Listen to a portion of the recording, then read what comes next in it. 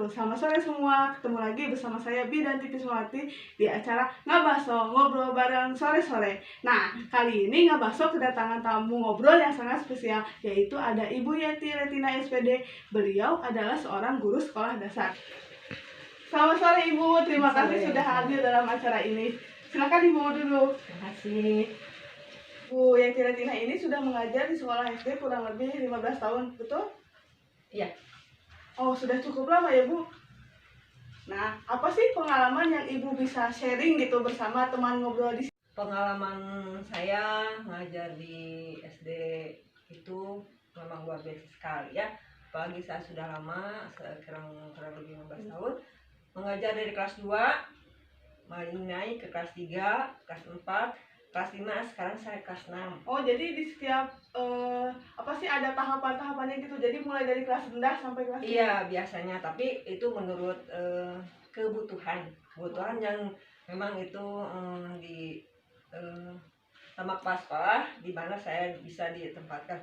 Pada saat saya mengajar di kelas rendah, kelas 2, itu perasaannya bisa tertunda selama satu semester Iya. karena belajar di SD kelas rendah itu tidak langsung ketahuan, seperti belajar baca. Jadi ketahuannya nanti setelah 6 bulan dia ulangan, dia bisa baca. Nah, itu ada kebanggaan tersendiri. Nah, kalau di kelas 6 itu kelihatannya per hari saya mengajar, dia mendengarkan, mengerjakan, dan ada hasilnya. Itu perbedaannya antara mengajar kelas rendah dan kelas atas.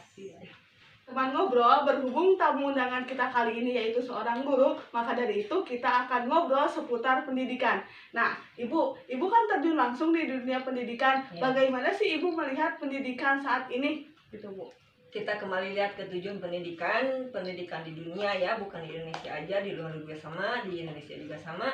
Itu mempersiapkan manusia untuk melaksanakan atau mengarungi kehidupan. Yang mempersiapkan contohnya skill itu dimana kita harus mempersiapkan bagaimana kita setelah dewasa nanti bisa mencari nafkah dengan layak gitu. Jadi untuk kebutuhan jangka panjang dan masa depan juga seperti itu, Bu. Betul ya. Berbicara mengenai pendidikan, Ibu, saat ini Indonesia, bahkan bukan hanya Indonesia, seluruh dunia sedang mengalami wabah yang sangat mematikan COVID-19. Nah, di mana bekerja, belajar, sampai kegiatan sosial pun dibatasi. Lantas dalam proses pembelajaran sendiri, ada nggak sih upaya atau cara yang dilakukan guru supaya pembelajaran itu tuh tetap berjalan gitu, Bu? Kita lihat dulu ke Kemendikbudnya ya. Di situ udah ada dipersiapkan karena ini jangka panjang sekali ya, sampai sekarang. Dari tahun 2020 sampai sekarang itu belum selesai. Makanya kementerian juga mengupayakan supaya bagaimana pembelajaran tetap berjalan dengan lancar. Itu diadakannya kurikulum darurat. Iya. Kurikulum darurat ini sebetulnya tidak mengubah atau menghilangkan yang lama, tapi hanya untuk mengubah dan meringankan pembelajaran kepada siswanya. Berikut juga dengan ke orang tuanya ya pasti. Sampai saat ini masih dilaksanakan PJJ. Iya, pembelajaran jarak jauh. Iya. Karena apa? Karena pemerintah itu menginginkan bahwa perkembangan pembelajaran masih seperti biasa, tapi dengan keamanan yang semaksimal mungkin aman untuk anak-anak juga untuk orang tuanya. Nah, demikian juga di SD saya khususnya itu mengadakan pembelajaran secara kombinasi. Kombinasi itu luring dan daring. Ya. Kalau luring kan udah apa sendiri ya. Luring itu dengan cara mendatangi siswa ke rumah satu kelompok yang tidak lebih dari 5. Kami datang ke tempatnya itu dalam situasi yang memang mendesak, penting sekali ya. Kalau sebagiannya lagi itu daring, yang daring ini kendalanya banyak.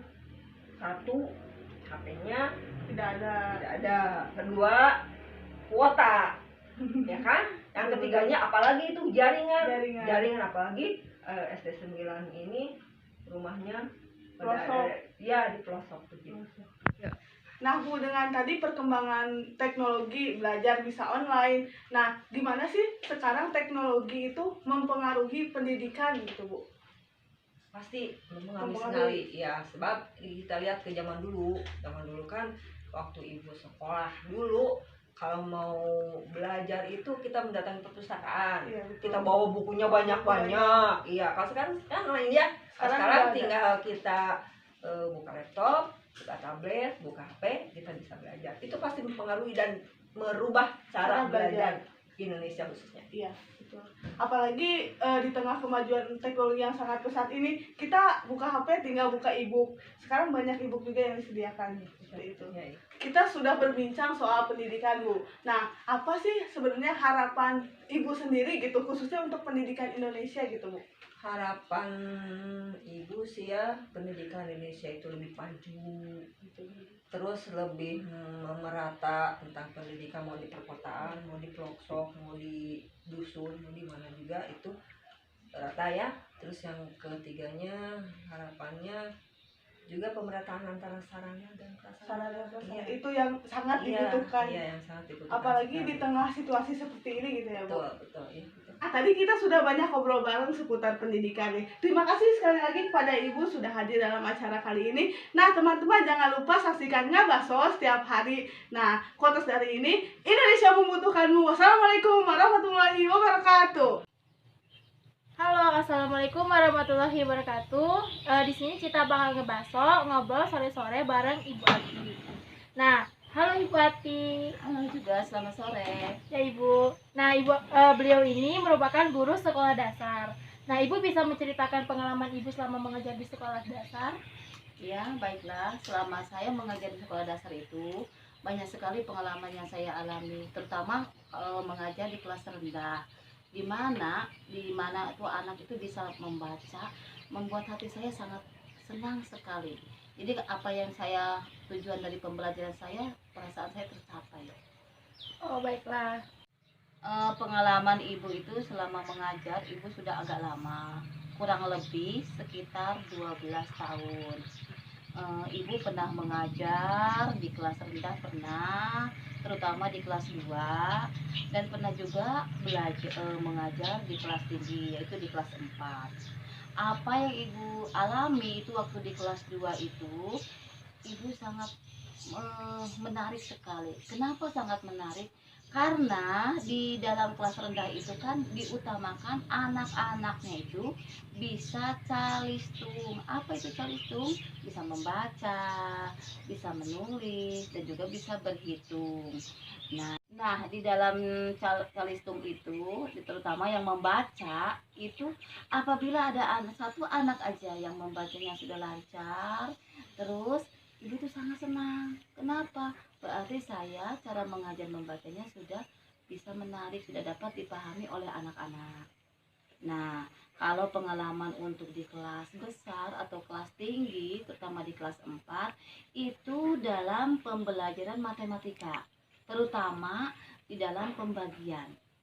Apabila ada anak yang bisa mengerjakan pembagian, langsung disuruh kita untuk mengerjakan di depan, dia bisa, langsung ibu suruh dikasih coklat. Nah, Ibu, setelah itu kan saya kan di sini ingin mengetahui, Ibu, bagaimana sih pandangan Ibu mengenai pendidikan saat ini di Indonesia?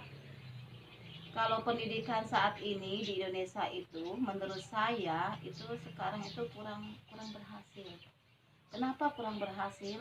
Karena sejak adanya pembelajaran yang menggunakan online, anak-anak itu perasaan kurang bertuju untuk belajar. Mereka seolah-olah pengennya bermain dan bermain aja. Jadi tujuan dari pembelajaran yang ingin dicapai itu menurut saya kurang. Nah, Bu, di Indonesia kan sekarang sudah terjadinya COVID-19. Ya. Dari segala hal itu mempengaruhi dari bidang ekonomi, budaya, kemudian politik, terus pendidikan. Nah, terutama di bidang pendidikan. Sekarang ini pendidikan ini kan sudah banyak sekali dibatasi dari sekolah, mulai di rumah saja. Kemudian itu tidak terjadi tetap muka lagi di sekolah, pembelajaran online.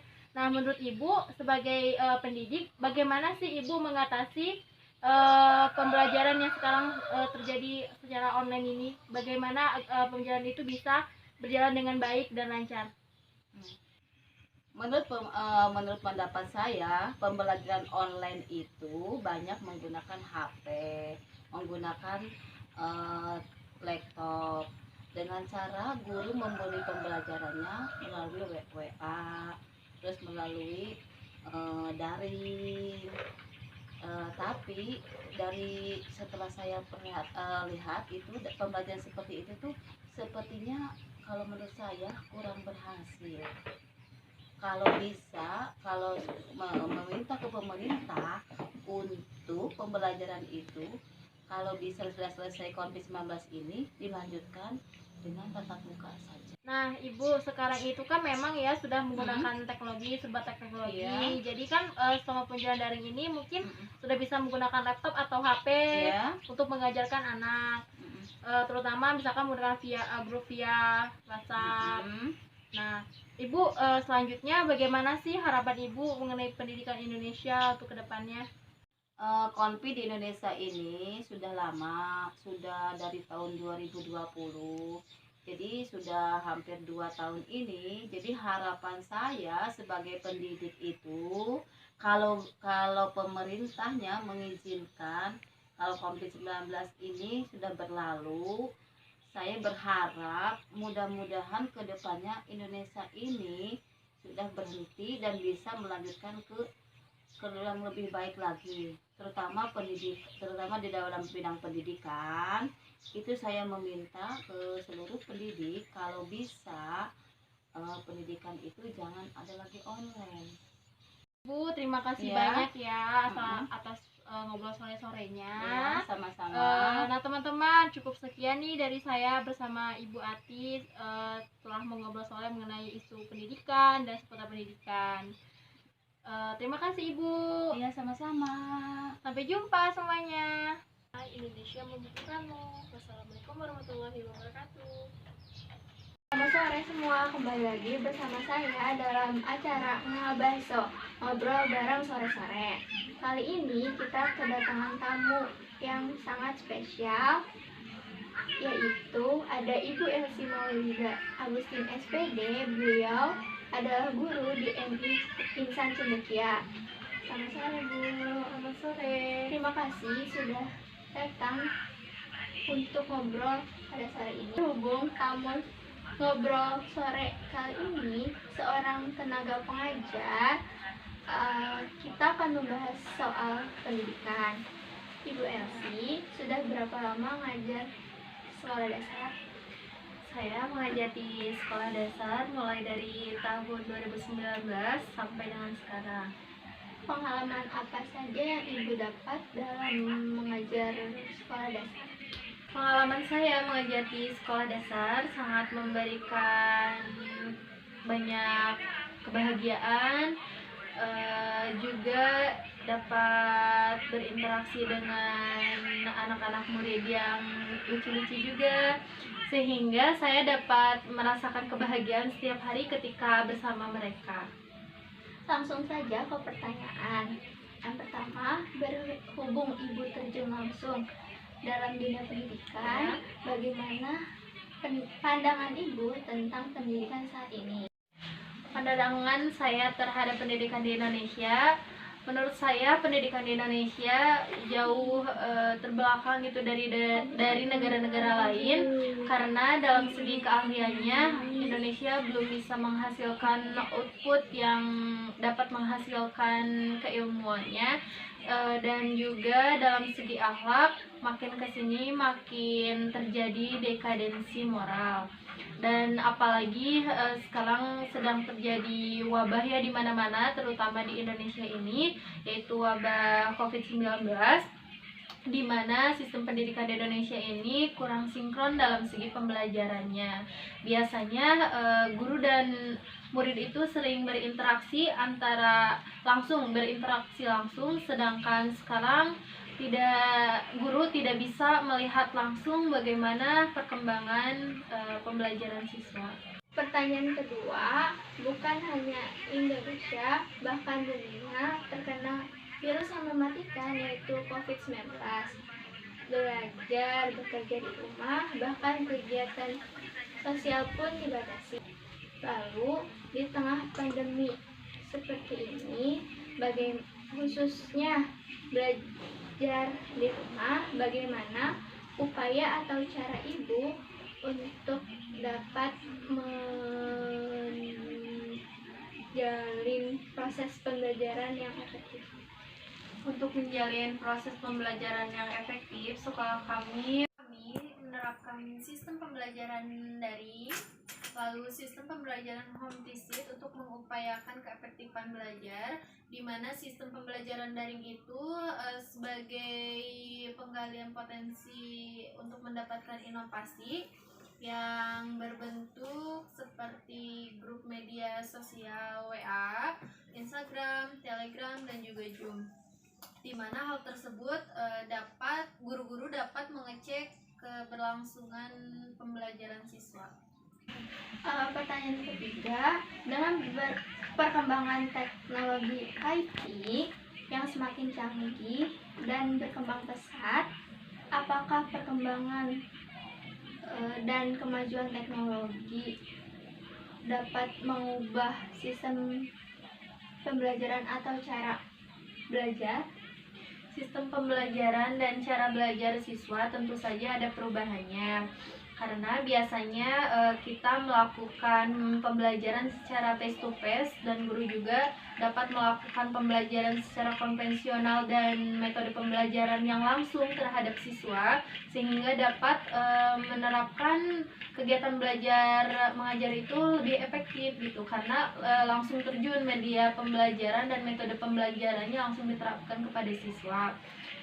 Sedangkan sekarang di masa pandemi, hal tersebut sangat kurang efektif jika dilakukan. Harapan ibu ke depannya untuk pendidikan Indonesia saat ini bagaimana? Harapan saya untuk pendidikan Indonesia saat ini dan kedepannya lebih mengutamakan value daripada skor, lebih mengutamakan akhlak gitu ya daripada nilai, dan kurikulumnya lebih mengutamakan kepada potensi siswa gitu, karena setiap siswa pasti memiliki potensi dan tidak ada siswa yang tidak memiliki potensi. Perihal potensinya itu baik potensi akhlak, potensi moral, potensi minat, maupun potensi real. Kesimpulan dari jawaban yang sudah Ibu Elsie jawab adalah pendidikan Indonesia masih tertinggal jauh dari negara-negara lain. Apalagi pada saat pandemi COVID-19, sistem pembelajaran yang awalnya tatap muka menjadi pembelajaran daring, yang dimana pembelajaran daring dapat mendesain media pembelajaran menjadi inovasi.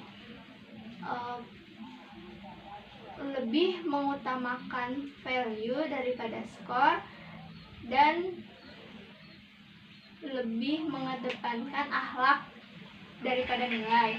Lalu semakin kesini malah semakin terjadi dekadensi moral seperti tawuran, pergaulan bebas. Terima kasih Bu sudah mau ngobrol bareng sore ini.